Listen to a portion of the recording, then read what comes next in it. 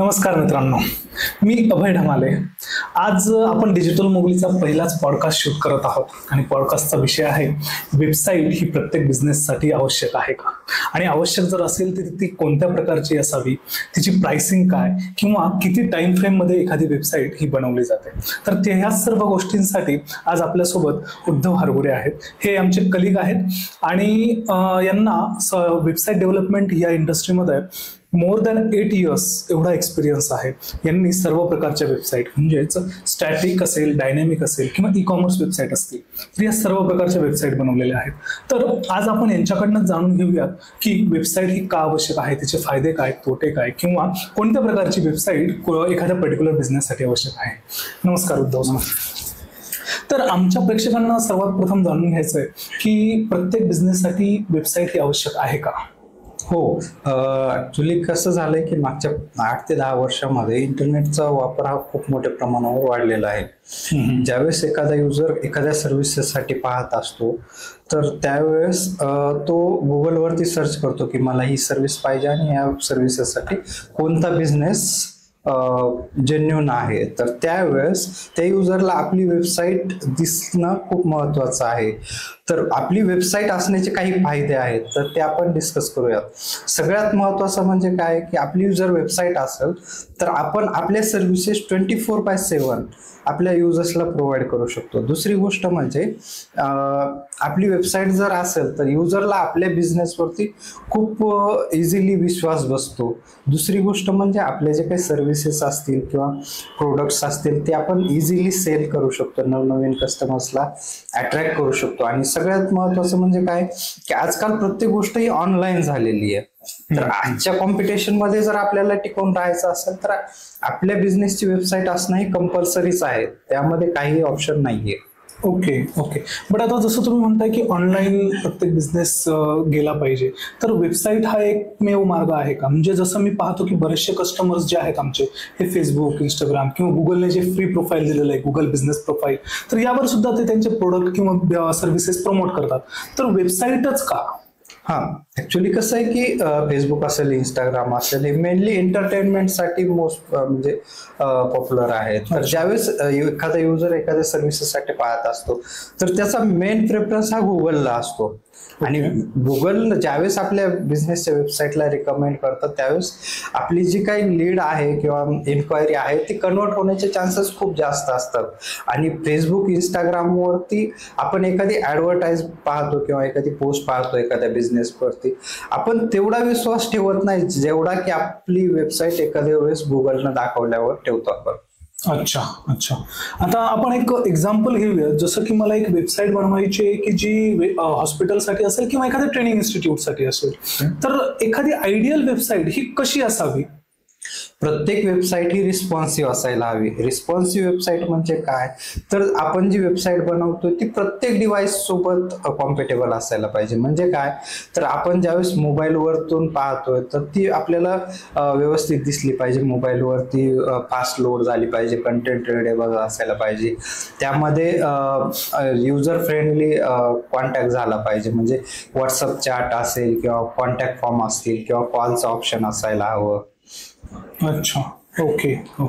म्हणजे वेबसाईट एक अशा पद्धतीने बनवायला हवी की कोणत्याही युजरला त्या पर्टिक्युलर बिझनेस ओनरशी कॉन्टॅक्ट इझिली साधता आला पाहिजे. फॉर एक्झाम्पल तिथे व्हॉट्सअपचं इंटिग्रेशन हवं, ऑटो चॅट हवा किंवा इन्क्वायरी फॉर्म पण तिथे असेल तर बेटर असेल. दुसरी गोष्ट म्हणजे युजर फ्रेंडली असायला हवी, मोबाईल फ्रेंडली, डिव्हाइस फ्रेंडली, सर्व जे काय आहे, डेस्कटॉप असेल, टॅबलेट असेल, मोबाईल असेल, यांच्यामध्ये ती फ्रेंडली आणि इझिली ओपन व्हायला हवी. हो. ओके. आणि या पद्धतीच्या ज्या वेबसाईट आहेत, एक आयडियल वेबसाईट बनवण्यासाठी एक साधारणतः किती दिवसाचा वेळ लागतो? नॉर्मल ज्या वेबसाईट असतात त्यांना डेव्हलप करण्यासाठी साधारणतः 4 ते 6 आठवड्याचा वेळ जातो. तर त्यामध्ये काही वेगवेगळे सेक्शन्स असतात. त्यामध्ये ग्राफिक्स असतं, कंटेंट रायटिंग पार्ट असतो, वेबसाईट डिझायनिंग पार्ट असतो आणि सगळ्यात शेवटचा म्हणजे टेस्टिंग पार्ट असतो.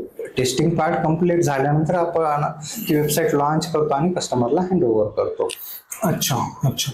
आणि ही अशा प्रकारच्या वेबसाईट बनवण्यासाठी एक साधारणतः अप्रॉक्सिमेटली खर्च किती येतो? साधारणतः वेबसाईट डेव्हलपमेंटचा खर्च हा डिपेंड करतो की आपल्याला कोणकोणते फीचर्स पाहिजेत.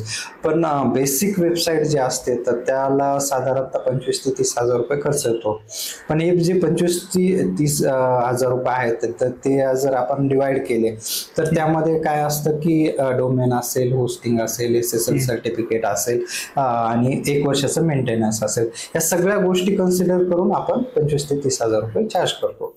ओके. आता ही एक एक गोष्ट थोडीशी इलॅबोरेट करून सांगता का? हो. म्हणजे डोमेन काय आहे, होस्टिंग काय आहे, SSL आणि मेंटेनन्स मध्ये कोणकोणत्या गोष्टी तुम्ही कव्हर करणार आहात? ओके.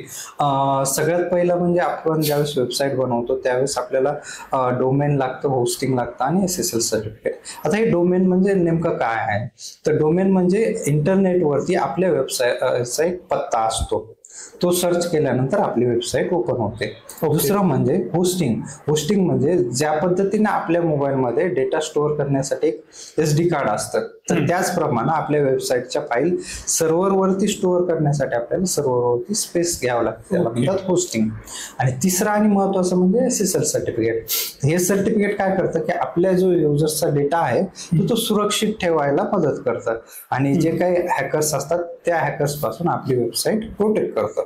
Okay okay. आणि मेंटेनन्स मध्ये काय काय कव्हर करतात? मेंटेनन्स मध्ये आपण जी काही सुरुवातीला वेबसाईट डेव्हलपमेंटची कॉस्ट चार्ज करतो तर त्यामध्ये मायनर चेंजेस असतील, म्हणजे एखादी सर्व्हिस ऍड करायची, रिमूव्ह करायची, कंटेंट चेंज करायचा आहे, इमेजेस चेंज करायचे आहेत, ह्या वेबसाईट मेंटेनन्स मध्ये कव्हर होतात या गोष्टी. ओके. आता म्हणजे मी बऱ्याचदा पाहतो की म्हणजे बाहेर पण मी थोडा मार्केट अनालिसिस पण केलेला आहे या संदर्भामध्ये. तर एखादी वेबसाईट तुम्ही जी 25 ते 30 हजारामध्ये बनवताय तर याच्यामध्ये काही पेज लिमिट वगैरे आहे का? की आता फॉर एक्झाम्पल एखादं हॉस्पिटल आहे, मल्टी स्पेशालिटी हॉस्पिटल आहे, तिथे कमीत कमी नाही म्हटलं तरी 40 ते 50 वेगवेगळ्या ट्रीटमेंट प्रोव्हाइड केल्या जातात. तर आता त्या 40 ते 50 ट्रीटमेंटचे वेगवेगळे पेजेस बनतात. मग आता ही एक साधारणतः तुमचं जे प्राइस स्ट्रक्चर आहे तर ते कसं डिफर करतं? आपण जे काही 25 ते 30 हजाराचं बजेट देतो तर त्यामध्ये आपलं हे असतं की पेज लिमिट म्हणजे कसं आहे की 30 ते 40 पेजेस आपण बनवून देतो. तर त्यामध्ये होम पेज असेल, कॉन्टॅक्टर्स असेल, सर्व्हिसेसचे पेजेस असतील आणि बुकिंग वगैरे हे सर्व इन्क्लूड करतो आपण. म्हणजे साधारणतः 30 ते 40 पेजेस आपण बनवून देतो. अच्छा. Okay okay. आणि ही वेबसाईट बनवण्यामागे किंवा मग बनवल्यानंतर आपण आपले जे सोशल मीडिया प्लॅटफॉर्म्स आहेत किंवा आपलं गुगल बिझनेस प्रोफाईलचं जे लोकेशन आहे, जो लोकेशन पॉइंटर असतो, तर हे सर्व गोष्टी वेबसाईटमध्ये इंटिग्रेट करता येतात का? हो, आपण करू शकतो. अच्छा. कारण याचे खूप सारे फायदे आहेत. मी खूप साऱ्या वेबसाईट पाहतो की आपण सोशल मीडियाचे पेजेस किंवा मग गुगलचा पॉइंटर जर आपण इंटिग्रेट केला तर हे युजरसाठी खूप फायदेशीर ठरतं. तर यामुळे या सर्व गोष्टी वेबसाईटमध्ये इंटिग्रेट करणं खूप आवश्यक आहे आणि उद्धव सर आपल्याला या सेम पॅकेजमध्ये या सर्व गोष्टी इंटिग्रेट पण करून देतात. उद्धव सर, मी एक मागच्या हप्त्यामध्ये सोशल मीडियावर एक ऍड पाहिली की म्हणजे एक कोणती एजन्सी होती पर्टिक्युलर की ती 3,000 रुपयामध्ये वेबसाईट बनवून देत होती आणि विदिन 3 डेज ती वेबसाईट बनवून देत होती. आता इथे खूप कॉन्ट्ररी गोष्टी होत आहेत की तुम्ही म्हणतायत की 4 ते 6 वीक्स लागतात आणि तुम्ही 25 ते 30 हजार रुपये कॉस्टिंग सांगताय. बट वाईस वर्सा ती जी एजन्सी आहे ती 3 दिवसात वेबसाईट देते आणि 3,000 रुपयामध्ये वेबसाईट देते. तर काय डिफरन्स आहे? ऍक्च्युली कसं असतं की त्या एजन्सीचं प्रत्येक गोष्ट फिक्स झालेली असते. म्हणजे वेबसाईट डेव्हलपमेंटचा पार्ट बघितला तर त्यांचं टेम्पलेट फिक्स झालेलं असतं. ओके. कंटेंट पण ते कॉपी पेस्ट करतात, म्हणजे एखाद्या दुसऱ्या कॉम्पिटिटरचं कंटेंट घ्यायचं, इकडे पेस्ट करायचं आणि झालं. दुसरी गोष्ट म्हणजे की जे आपण बोललो की होस्टिंग असेल तर ते खूप चिपेस्ट प्राइस मधली होस्टिंग यूज करतात किंवा मग लोकल करतात आणि त्यानंतर ते जे 5,000मध्ये 7,000मध्ये वेबसाईट बनवून देतात त्यांच्या वेबसाईटला SSL सर्टिफिकेट ऍड नसतं. जेणेकरून काय होतं की युजर्सचा डेटा जो आहे तो लीक होण्याचे चान्सेस खूप मोठ्या प्रमाणात असतात आणि वेबसाईट हॅक होते. बऱ्याच वेळेस असं होतं की ते वेबसाईट ऑलमोस्ट म्हणजे 99% डाऊनच असतात. अच्छा.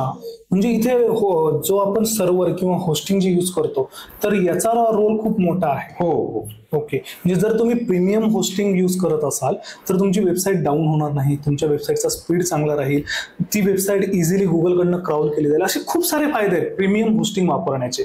ठीक आहे. आता सर, एकदा वेबसाईट बनली, ओके, आणि बनल्यानंतर एक साधारणतः किती दिवसांनी ती वेबसाईट अपडेट करत राहायला हवी? कारण मी बऱ्याचदा पाहतो, आमचे बरेचसे कस्टमर्स आहेत की त्यांनी वेबसाईट बनवून ठेवलेलं आहे, बट ते 4-4, 6-6 महिने त्या वेबसाईटकडे पाहत पण नाहीत. तर हे योग्य आहे का? नाही, ऍक्च्युली कसं आहे की सध्याच्या डिजिटल ट्रेंडमध्ये कंटिन्युअस अपग्रेडेशन पाहिजे. आणि युजर्सचं पण कसं असतं कन्सिडरेशन की प्रत्येक वेबसाईट ही कंटिन्युअसली अपडेटेड असायला पाहिजे. आणि गुगल पण ज्या वेबसाईट कंटिन्युअसली अपडेट होत आहेत त्यांनाच प्राधान्य देतं. तर साधारणतः आपली वेबसाईट ही 8 ते 10 दिवसानंतर अपडेट व्हायला पाहिजे. थोडी फार माहिती तरी ऍटलीस्ट अपडेट व्हायला पाहिजे. आता हे जे काही अपडेशन असेल, तर आता तुम्ही जी वेबसाईट प्रोव्हाइड करता किंवा बाकीच्या एजन्सी जेव्हा वेबसाईट प्रोव्हाइड करतात, तर या सगळ्या गोष्टींमध्ये as a non technical person मला माझी वेबसाईट अपडेट करता येऊ शकते का? फॉर एक्झाम्पल, मला एखादा ब्लॉग आहे, ट्रेंडिंग टॉपिक आहे माझ्या बिझनेसशी रिलेटेड, तर मला त्यावर ब्लॉग लिहायचा आहे त्या टॉपिकवर, तर त्या रिलेटेड टॉपिक, तो ब्लॉग मी माझ्या वेबसाईटवर स्वतः पब्लिश करू शकतो का? हो, आपण जे वेबसाईट बनवतो ते डायनॅमिक वेबसाईट बनवतो. म्हणजे त्याचं काय, त्याचं मिनिंग काय की वेळेनुसार आपण चेंजेस करू शकतो. आणि ते जे चेंजेस आहेत ते इझिली करू शकतो. म्हणजे तुम्ही जसं म्हणताय की नॉन टेक्निकल पर्सन करू शकतो का? हो, डेफिनेटली करू शकतो. ज्यावेळेस युजरला मायनर चेंजेस करायचे आहेत, म्हणजे ब्लॉग ऍड करायचा आहे, इमेजेस चेंज करायचे, ते त्यांच्या एंडनं पण करू शकतात. आणि त्यांनी आम्हाला सजेस्ट केलं तर आपण पण करून देऊ शकतो त्यामध्ये. ओके. आता सर, तुम्ही वेबसाईट बनवण्यासाठी जी टाइमलाईन सांगितली, 4 ते 6 वीक्सची जी टाइमलाईन सांगितली, आणि एकीकडे ते 3 दिवसाची टाइमलाईन सांगतात, तर या 4 ते 6 वीक्सचे जे टाइमलाईन आहे, तर त्याचं तुम्ही बायफर्केशन कसं कराल? ओके, मी जसं अगोदर सांगितलं की आपल्याला डेव्हलपमेंटसाठी 4 ते 6 आठवडे कंपल्सरी असतात. तर सुरुवातीचे 2 ते 3 आठवडे आपण कंटेंट प्रिपेअर करतो. म्हणजे जे काय आपण कंटेंट राईटअप करतो तर ते युनिक असतं. म्हणजे आपल्याकडे कंटेंट रायटरची टीम आहे, तर आपण प्रत्येक बिझनेससाठी युनिक कंटेंट राईटअप करतो. त्यानंतर स्टार्ट होतो वेबसाईट डिझाईनचा पार्ट. ज्यावेळेस आपण वेबसाईट डिझाईन करतो त्यावेळेस आपण कस्टमरला हँड ओव्हर करण्या अगोदर ती फुल्ली फंक्शनल आहे का हे टेस्टिंग करतो. आणि टेस्टिंग झाल्यानंतरच ती हँड ओव्हर करतो. ओके. आता कंटेंट मध्ये तुम्ही म्हणताय की 2 ते 3 वीकचा वेळ लागतो. ओके, तर कंटेंट मध्ये एवढं काय, म्हणजे काय मॉडिफिकेशन आपण करतो किंवा काय रिसर्च करतो की जेणेकरून एवढा वेळ जातो आपला कंटेंट मध्ये? ओके, कंटेंटचं असं आहे की गुगल ज्यावेळेस आपली वेबसाईट लाईव्ह करतो आपण, तर त्यावेळेस पाहतं की आपल्या वेबसाईटवरचं कंटेंट हे किती प्रमाणात जेन्युइन आहे किंवा युनिक आहे. आणि जर आपल्या वेबसाईटवरती कॉपी पेस्टेड कंटेंट असेल तर आपल्या वेबसाईटला गुगल कधीच रिकमेंड करत नाही. तर आपलं सजेशन असं असेल की आपलं जे काही कंटेंट आहे ते युनिक असायला पाहिजे. ओके. म्हणजे थोडक्यात असं की तुम्ही कोणतीही वेबसाईट जर बनवता, तुम्ही तुमच्या बिझनेससाठी जर वेबसाईट बनवताय, तर प्लॅगराइज्ड कंटेंट वापरायला नको. कारण जे प्लॅगराइज्ड कंटेंट असतं तर ते गुगल क्राउल करत नाही आणि इंडेक्स करत नाही, ज्यामुळे तुमची वेबसाईट गुगलवर व्हिजिबलच होत नाही. म्हणजे कॉपी पेस्टेड कंटेंट तुम्ही जेव्हा वापराल, आणि जर म्हणजे साहजिकच आहे की कॉपी पेस्टेड कंटेंट जर असेल तर ती वेबसाईट 2-3 दिवसामध्ये इझिली कम्प्लीट होऊन जाईल. बट ज्यावेळेस गोष्ट रिसर्च करण्याची येते, रिसर्च करून कंटेंट क्युरेट करण्याची येते, त्यावेळेस इट टेक्स टाइम. ओके, म्हणूनच जे युनिक कंटेंट तुम्ही वेबसाईटवर अपलोड करता त्या वेबसाईट लवकर इंडेक्स आणि क्राउड होतात, आणि जेणेकरून त्या वेबसाईट गुगलवर लवकरात लवकर दिसायला पण लागतात. तर मित्रांनो, आजचा हा व्हिडिओ तुम्हाला कसा वाटला हे आम्हाला नक्की कळवा. आणि हा व्हिडिओ जर आवडला असेल तर लाईक, कमेंट आणि शेअर करा. अशाच इन्फॉर्मेटिव्ह माहितीसाठी आमच्या चॅनेलला नक्की सबस्क्राईब करा. धन्यवाद.